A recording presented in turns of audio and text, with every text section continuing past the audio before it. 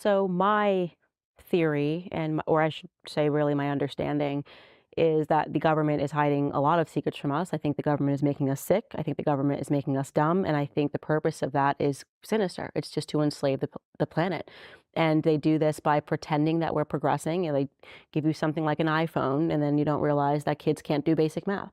Right. So and literally, this is what. So they're, and you kind of look back into all of these stories. And now that I realize, how powerful the government is, and more importantly, how powerful the media is. And I'm talking about Hollywood as a Mhm. component.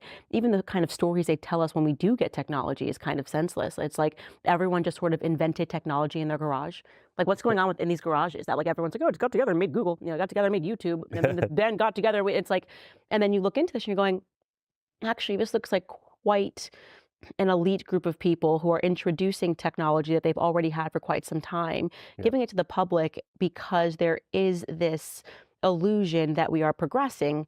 And I actually am convinced that we are regressing. We've been regressing for a very long time. Like they are slowing man down. There's a gap that is just being established, and it's getting bigger and bigger and bigger between the elites and what they know and what we know.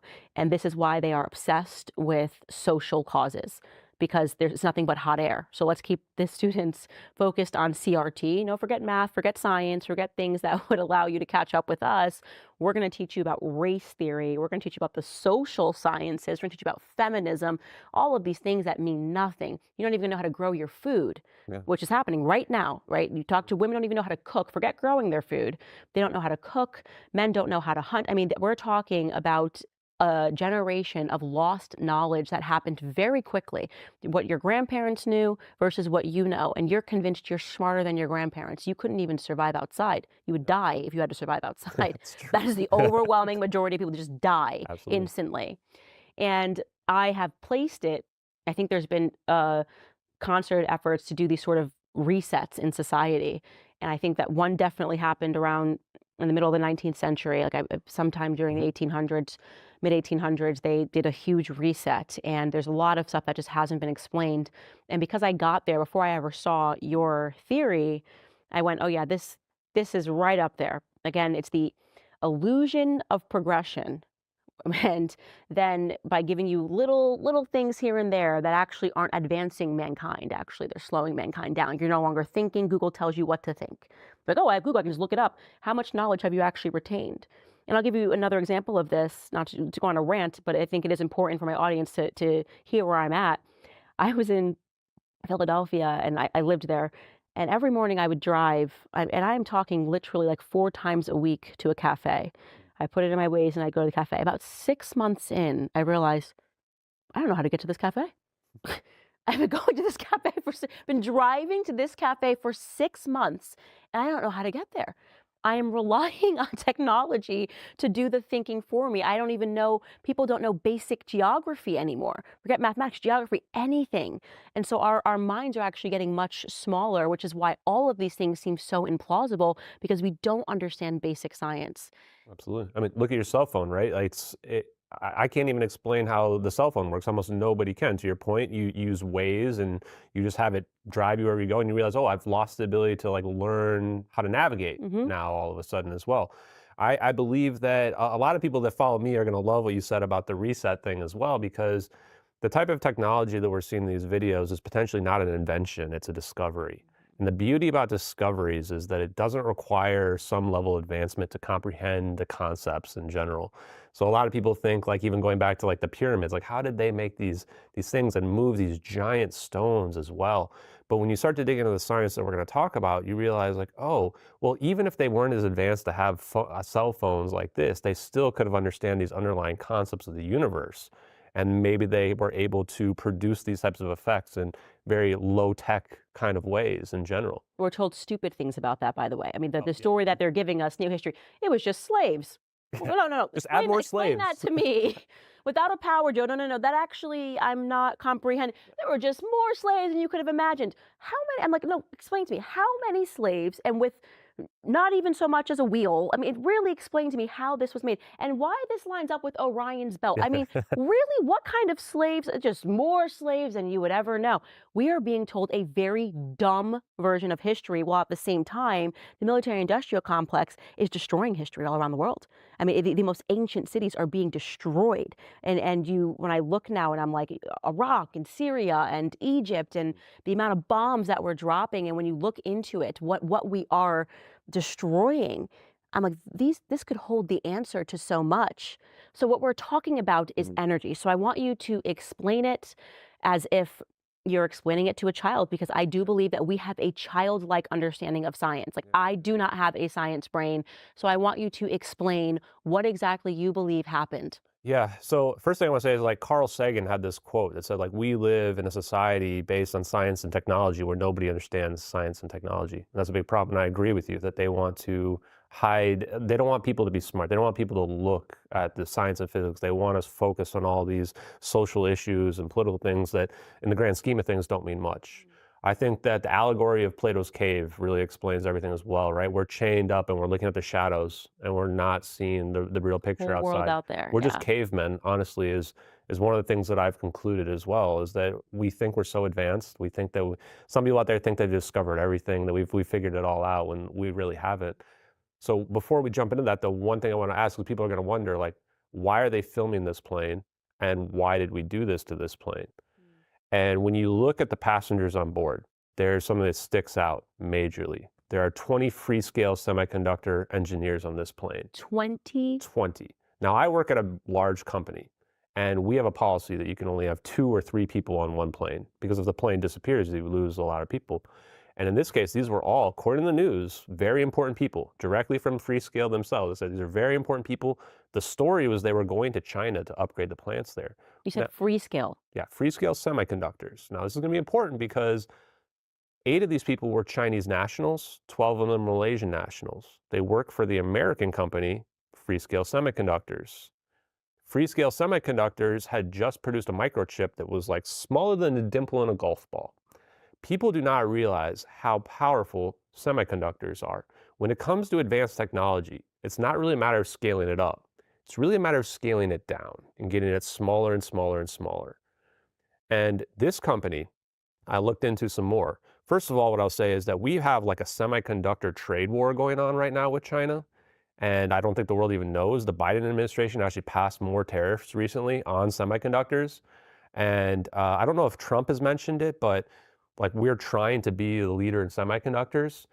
I looked and found a 2005 National Security Agency report that's on, it was called Superconducting Commercial Assessment, essentially. And you read through it, and it talks about free-scale semiconductors multiple times in their microchips. Superconductivity is a very important concept for people to understand because it's a macroscopic quantum effect. When we deal with quantum effects, these are like magic, basically, that we can't describe on the smallest scales. Then when we talk about macroscopic, it means that like we can actually see these types of effects. Superconductivity in a circuit means that the electrons are flowing freely with no resistance whatsoever. When normally, like your phone, when you use it, it starts to heat up. The reason why it's heating up is the electrons are bouncing into atoms, and that causes heat generation that is lost due to entropy. And therefore, your phone runs out of battery and stops working. But in superconductive situations, it doesn't heat up at all. So presumably your battery life would be much longer. And this is why we've had this LK99 situation like a year ago where people are saying like, we can make a room temperature superconductor and we can see these quantum effects at the macroscopic scale. In fact, there's videos out there, and I will share this video with you because I want your audience to see it, where people in Korea and China were proving it to people in the West, where they have a literal rock, which is this metamaterial of LK99 that they produce. And it's not one exact composition, but they've basically, at the atomic level, created this metamaterial that is floating freely over a magnet. And not just floating freely, but it's flux pinned. It's called the Mesner effect. And you can like hit it and it just kind of like wiggles but stays stuck in position there. And when you look at that, it seems like anti-gravity, it seems like magic. Nobody can debunk it at all. Like they even take a loop ring and they loop it over the top of it. And so you can see there's nothing, it's not hanging by a wire or anything like that. Um, and there was actually some disinformation that was passed around this as well, where what they do then is they have a bunch of people try to reproduce it.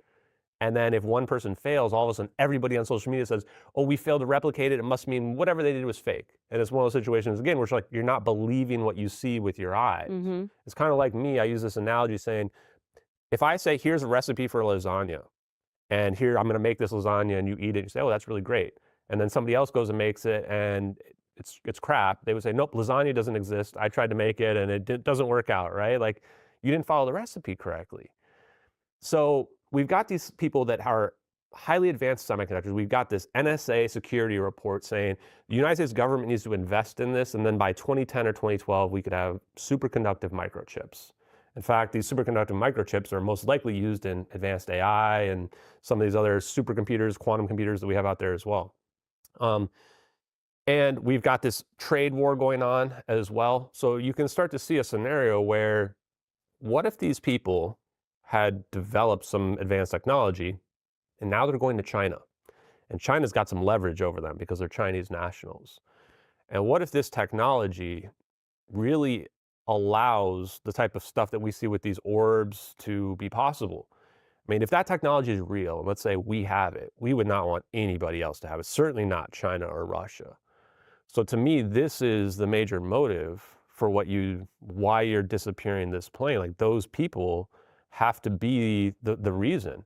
And then it's just a question of, was the fire started accidentally? Like did the batteries just have a defect in them? And then you got some VIPs on board and you're trying to save them potentially? Most people that follow me are like, no way, US government would never do that. But you've got to keep the option out there. Right. Or maybe, yeah, maybe they had the information's in their minds. You know what I mean? That's Exactly, the it's whole point. intellectual You property. you have an asset. It's an asset. Yeah. Yes, exactly. And that's the reason why you would also do this event to the plane as opposed to just shoot a missile at it or beam it with a directed energy weapon or something like that.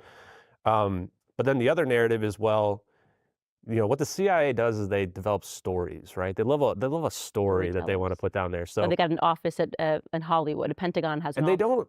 they generally don't directly interact too, I find, is that they set something up for somebody else to find, right? They want to indirectly influence the event so that nothing will lead directly back to them. Now, in this situation, I believe the most likely scenario is that the fire was intentional, that these lithium-ion batteries, that the thermal runaway, have a predictable burn rate. And they knew if that fire started at that location, the plane's going to turn back around and go to Penang, away from where? China. South China Sea. We're in this war with China over the South China Sea. They want to get the plane away from China, maybe even get it away from their satellites, so their satellites can't see the plane. But if they, okay, so let me slow that down, because if our operating theory here is that they got this lithium package, 500 pounds of lithium, about approximate, onto this plane quietly, and they knew that this plane was going from Kuala Lumpur to Beijing, then why would they want the fire to start and divert it back Yeah. to where it began? I think because you want to get it to a specific point, right? The question is like, why teleport a plane and why the Nicobar Islands? So why you would Why not just fly it to Nicobar? Like, that's Yeah. And a lot of the scenario, one of the conspiracy theories out there is that they just remote controlled the plane to Diego Garcia. I think the plane got to Diego Garcia, but the evidence seems to show that it didn't just normally fly there. It got this teleportation type event, wormhole event happened to it, and it So got they there. wanted to start the fire Yeah. Now, so that people would plausibly believe that the plane had crashed. it could just be a matter of you're just showing off almost too. And that's the thing where it's like, I'm not in the mind of the government. And so it's like, we would need them to corroborate what's the Because they deal. already work for the United States. Yep. So in theory, they could have just said, we're flying the plane here to Yep. Diego Garcia. And I think the problem there too is that, well, you can track it. And then there might be evidence that says, oh, okay, well, here's how they flew it there. But if you have this plane and it's on fire, and now it goes to our location where we've got our military exercises going on, and we've got our advanced equipment right there, and then we disappear it right there. Even if they saw it, what are they going to say? Actually, China did see it. China hacked the Malaysian government the next day, and they stole the crisis meeting minute notes about the plane and classified information about the plane. Why is there even classified information about the plane on March 9th, 2014? And then on March 13th, 2014, 5 days after this plane disappeared, satellite images get leaked to the internet from China. If you guys go look at these satellite images, and I should give them to you to take a look at as well, it clearly looks like three objects Oh, yeah. around something else. And they're in a triangle formation, just like we see in that satellite video. I actually tried to map up the clouds from the Chinese satellite images to see, like, are these exactly matches? But it's from much further away, like it's lower resolution. So it's like they saw something. It's almost like they let that leak to the internet as a message to be like, we saw what you did. Mm. And I think I'm the only person on the planet that actually speculated this.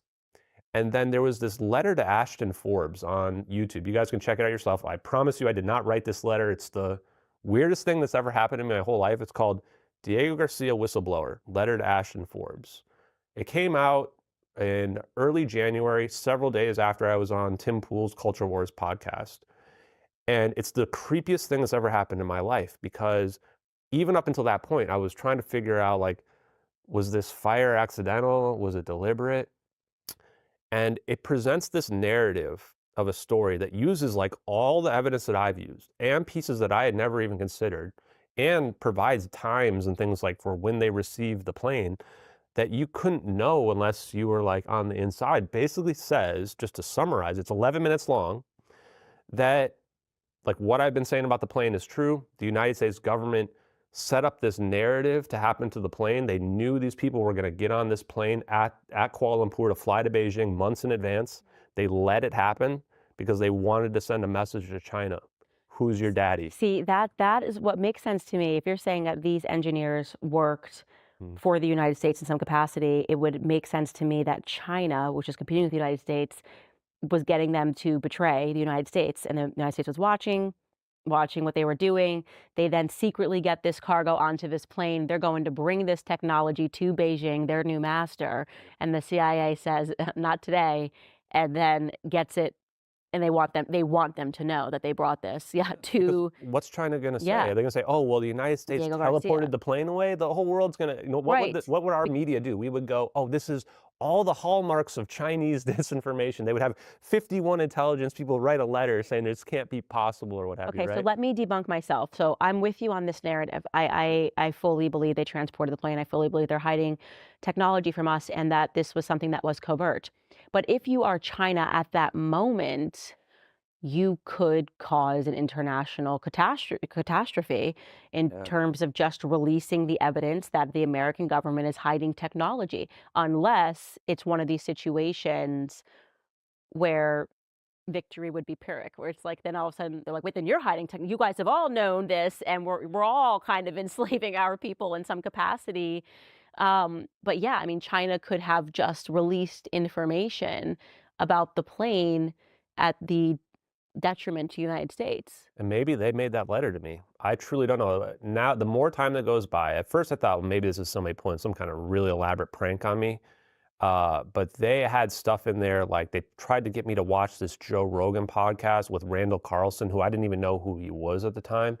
And it's all about these geometric shapes and plasmoids. And I've now only, after digging into the science, realized that that's really what these orbs are, is a plasmosphere. So whoever had sent me this, and they basically say like this power is unlimited. Like people really have to understand that even the letter says if two warring factions had access to this power, the Earth would not last one day.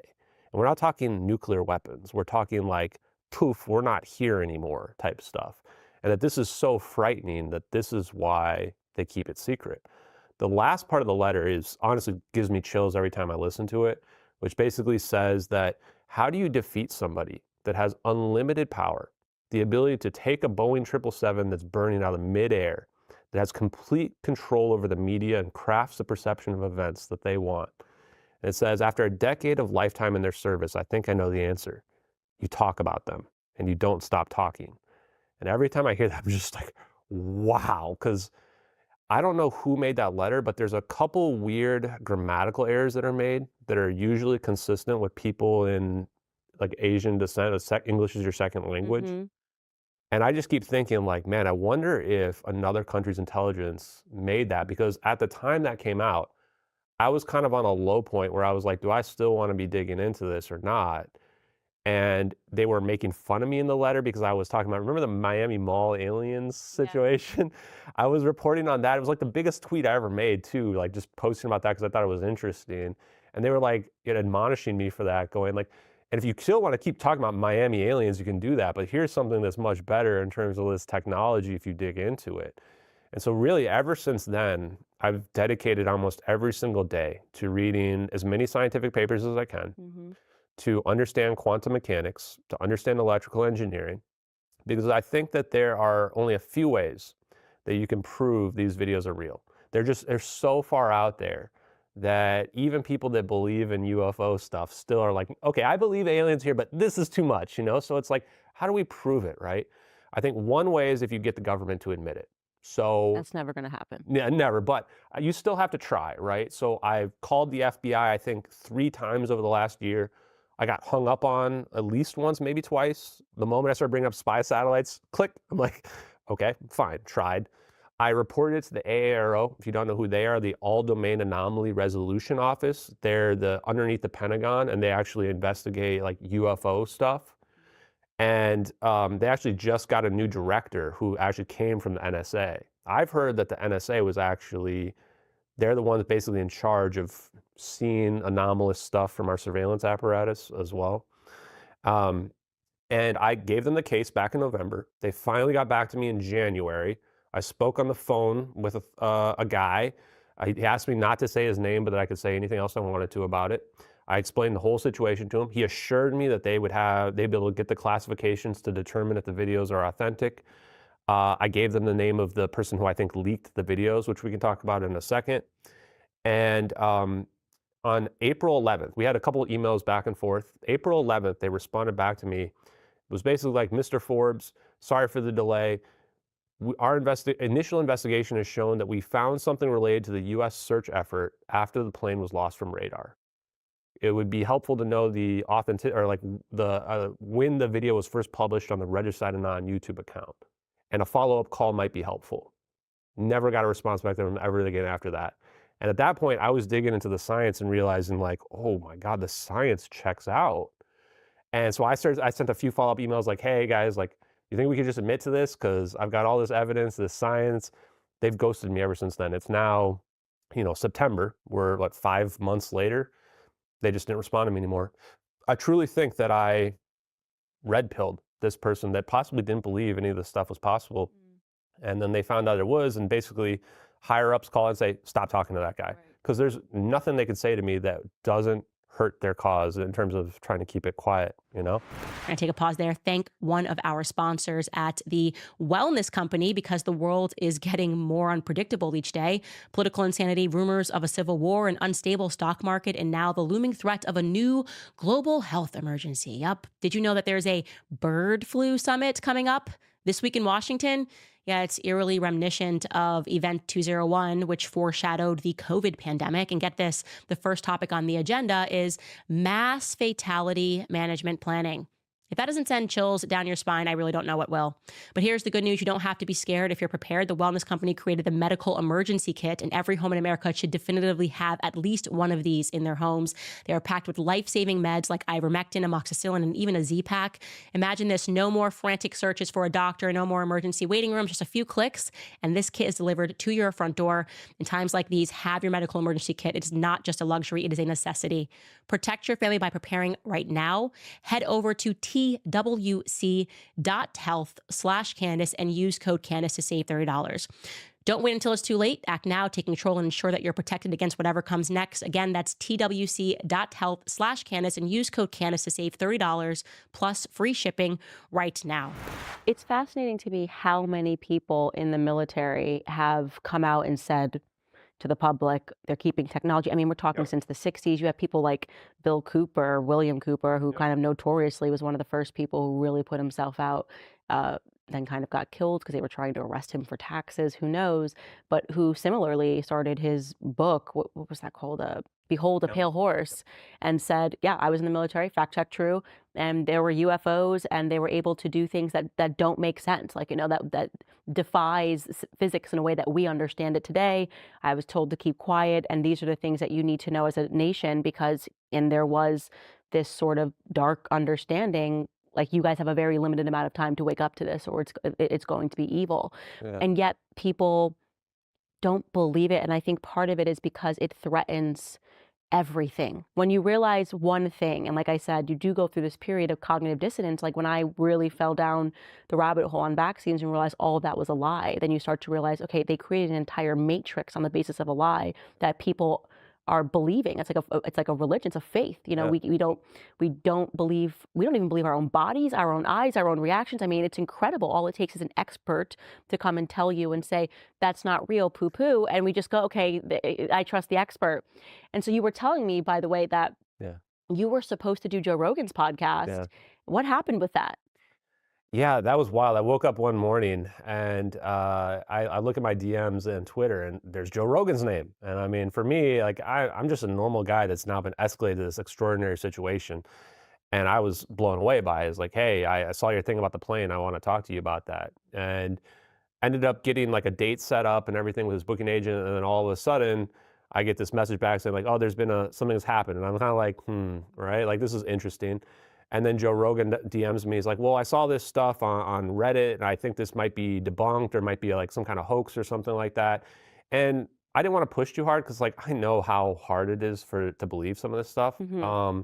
But I did kind of give back my counter evidence, like, sure, you can believe that if you want, but like here's the counter arguments for it. He also sent me a podcast where I feel like I was kind of set up on that wasn't very fair. That has a very kind of disingenuous title to it, related to like so and so gets exposed or whatever, which certainly never happened. Do you know how many videos there are of Candace Owens gets exposed? I mean, it's incredible. Well, that's Yeah. part of the reason why I like talking to you, because like I think you know how How the this media game works. plays. Yeah, Yeah. absolutely. It's a nasty game, and you were like new to it. And I was So, very new. So, I was very naive too at that point. This has been a learning process for me in general.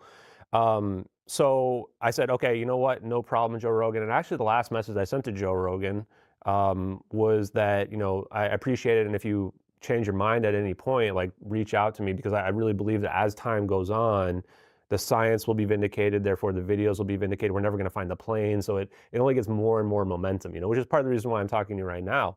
And then Kurt Metzger was the one who took my spot on the show. I remember it was March 25th was the date that I was supposed to go. So I watched it with some intent.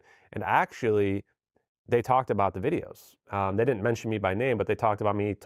Kurt Metzger called me that autistic guy, which I don't take too much offense to. Kurt Metzger's a comedian. He's a that just funny means you're guy. smart, right? Yeah, Okay. these day and age, I feel like it does.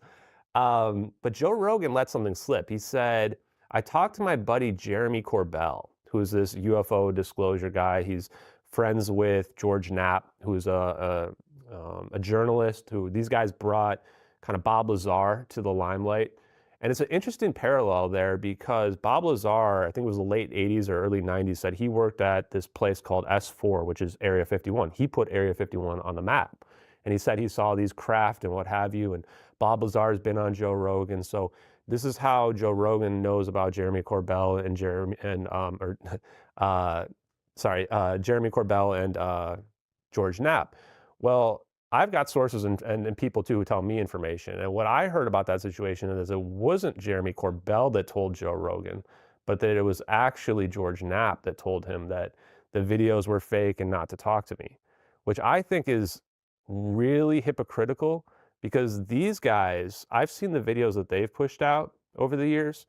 Nothing they've pushed out is even remotely as compelling as the MH370 videos. There's not a real live event. There's not two videos from military from two different angles and thermal and stuff like that. And it seemed a little bit weird to me, especially because I watched some of these guys' content, and it's always about aliens, aliens, aliens. And I have nothing against aliens, whatever people want to believe they're real or what have you. I would say that if you are interested in the concept of non-human intelligence, you should look at the chart of all the options, because there's like 50 different options out there. And the thing is, like, I think those guys are telling the truth as they see it. Jeremy Corbell, George Knapp, and I know they know Lou Elizondo, who's making the tour right now because of his book. They never talk about United States surveillance capabilities. They never talk about what the technology would mean from a weaponization perspective. And that just rubs me the wrong way, because it feels like they're being controlled about what Limited they say. hangouts, I think is the term that they use, where, like, they intentionally give you some information to kinda make you think that you're getting to information, but actually, like, it's not. It's kind of controlling what information you're getting to. And So and there is a lot of that. I mean, the CIA definitely does engage in that, and they do have people that go out there, and you're like, "Oh, this guy's blowing the lid on this," but really he's got a very controlled amount of information that they're allowed to present. I'm not familiar with those people because I didn't really get too involved in the UFO community. I tend to believe that if the media is ever telling it to you, it is with the full authority of the CIA, and there's a yes. reason why they're suddenly showing you all of this stuff. Um, And they admit real quick too that like I've listened to pretty much everything these guys say because I hone in. I want to figure out like what's these guys' agenda, what's the agenda in general. I've come to the conclusion, and by the way, you're not missing anything not being part of the UFO community. It's not my cup of tea, to be honest with you. They have, in my opinion, some type of slow drip process that's mhm, going out there. I've heard Jeremy Corbell say directly that he does not think it can be our technology, that he was told from the Nimitz incident that Commander Fravor was told by the CIA that the Tic Tac is Lockheed Martin technology, private military defense contract. And I went, whoa. But he's like, no, it's not possible. It has to be aliens, essentially. And that Jeremy Corbell has said it multiple times that there's stuff they can't say because it would impact national security. And I go, wait, aren't you an independent journalist? What could there be? Certainly aliens is not impacting national security. And I've also heard, Lou Elizondo say this as well. So these are the things where I get a little bit worried because a lot of what these guys share is not verifiable.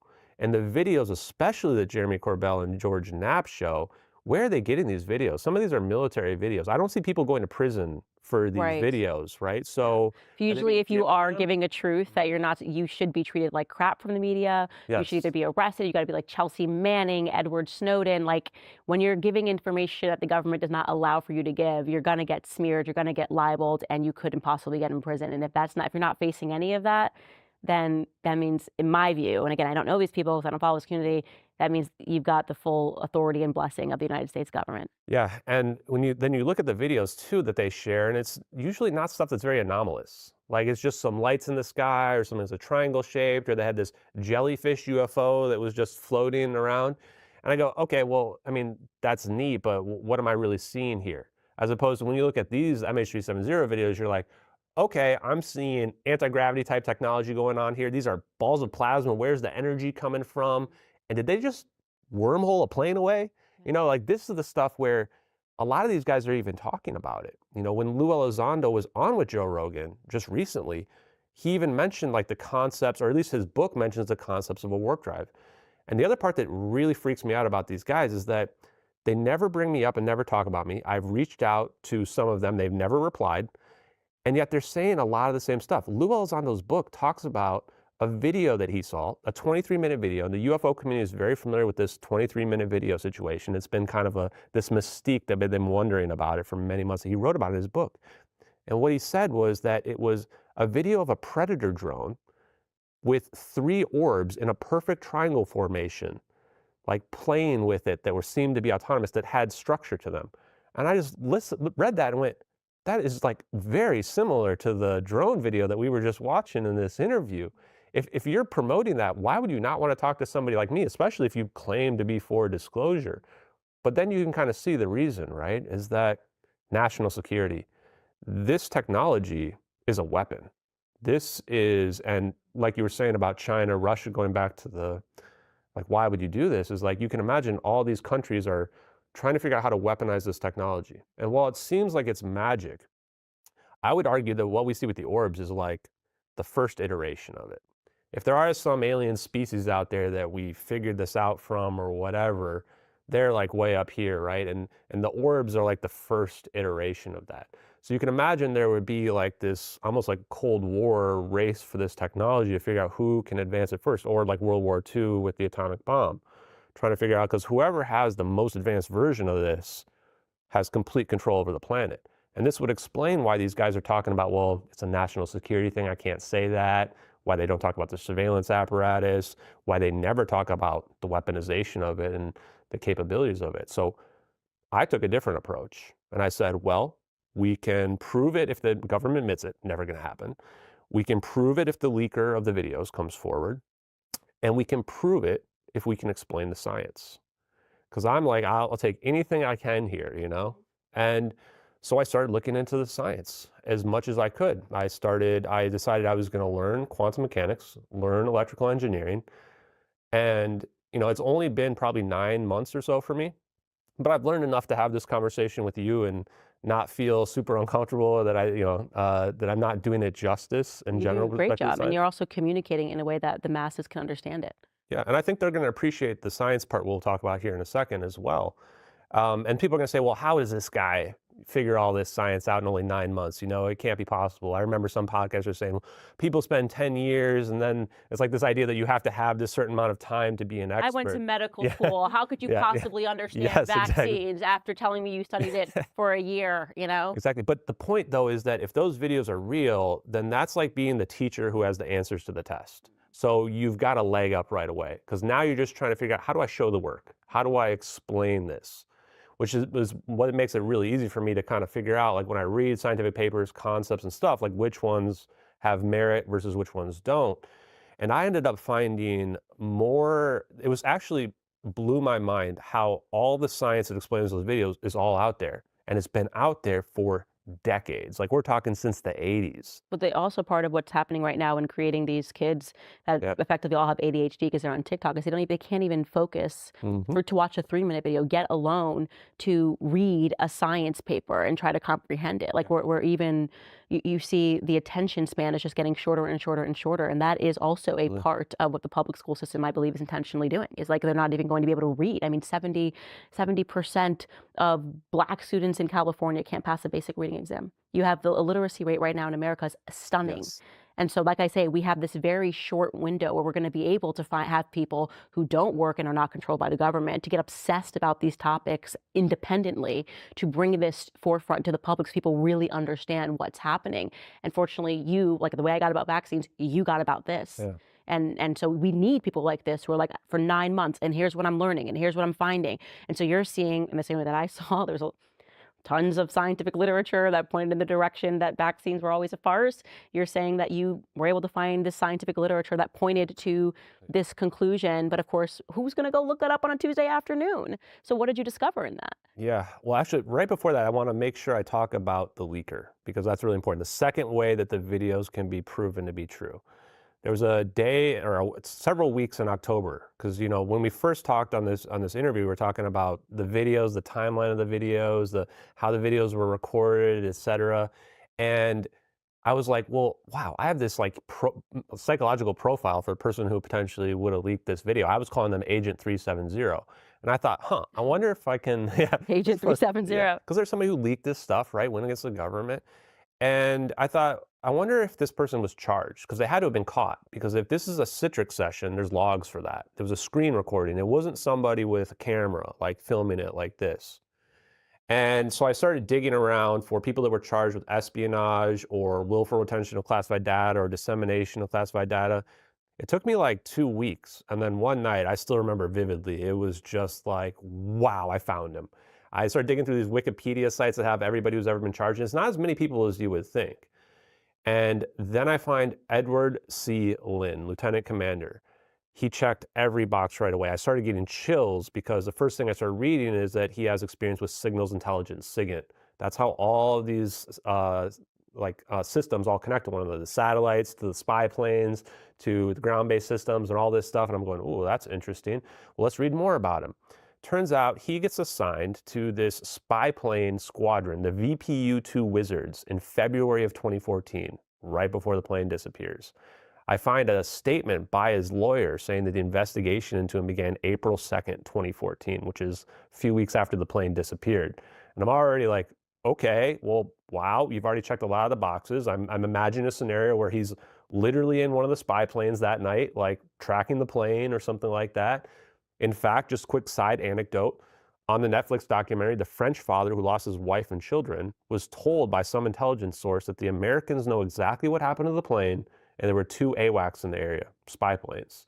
So we've got this lieutenant commander. I look him up. He had been like some kind of liaison to a congressional person as well. Like he was a naturalized Taiwanese American. He has potential connections where he might have been using him as a spy. He had some kind of pre-existing relationship with the FBI and NCIS. And the biggest things that I think were interesting to me is that we were trying to get him on espionage, which would have put him in prison for life, essentially. First time in like 50 years since the Cold War that an active duty member was being charged with this. Wow. We ended up having to admit there was no evidence of him exchanging any information with anyone from China at all, which is a weird thing. Like if you're charging someone with espionage, you'd think you'd have evidence of it. And his lawyer also said that the classified information in question was available on the internet. I went, okay, what could we be trying to get him in life for classified information that's available on the internet? You They know, were gonna put him in prison for life. life. And they also caught him with flight manifests that include search and rescue code names as well. And I'm just looking at that going, wow. So it turns out they forced him into a plea deal. And he ends up like issuing this statement about what he did was wrong. They mistreated him. They made sure they held him in prison, pretrial detainment, and that he couldn't talk to the media or anything like that. The government was actually afraid of the case going to trial because they were afraid they would have to show what the classified information was that he leaked. And I'm just going, how can it not be these videos? Like everything checks out. His plea deal, the espionage charges got dropped. He just had basically 2 charges of willful retention of classified information. And by the way, they stuck on a prostitution charge on this guy. They're trying to put him in life or prison. They're sticking on a prostitution charge on there because they're trying to, muddy the waters and damage his reputation. His family even set up a website saying like what's happening to him is not fair, blah, blah, blah. Such an interesting case, and I recommend people check it out. You can only find the articles if you change your search range from like 2014 to 2016, and then there's nothing about this guy after that.